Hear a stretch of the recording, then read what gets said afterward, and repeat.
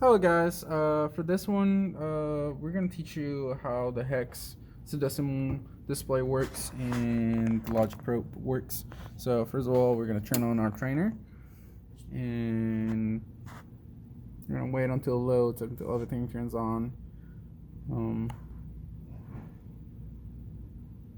Alright, so everything's turned on.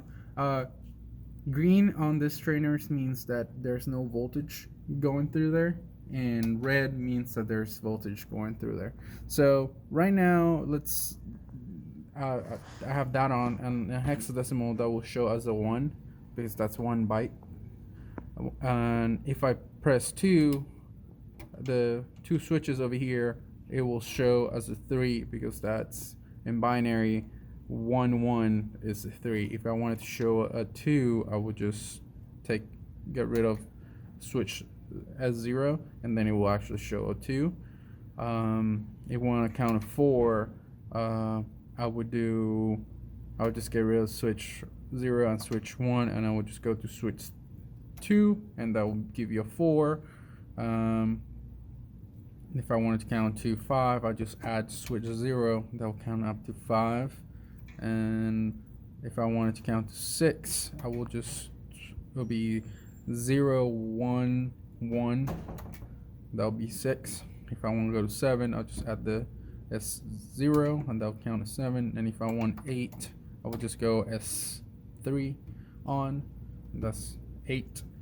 You can do the same with S4, S5, S6, and S7. That's connected to byte number 1. So that's over here, that's connected to that. So you can see I can count 1, 2, 3, 4, 5, 6, 7, 8, and that's how the hex display works. Also, I'm gonna show you how to use the logic probe. The logic probe helps you determine if there's a on or an off signal. So right now, I'm just gonna go over here to the switches, and I'm just gonna go with a random number of things. So we're not gonna look at what's on the switches. We're gonna look what's coming out over here. So this logic probe will tell us whatever's coming through that cable, if it's a 1 or a 0.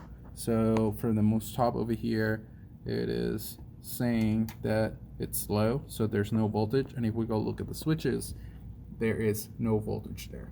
Now if we go to the one below that, you see the logic probe over here is showing as high, but in the switches over there is showing as high. So it tells you what's coming, what's in that line, if it's on or off.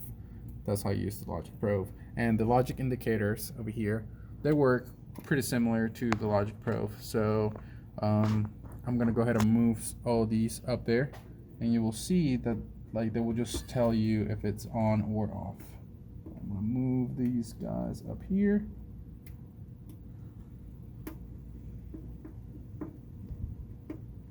So if you see, if I move these, this will change to the same that those switches are. So those will tell you what's coming in or going through those lines. That's pretty much it.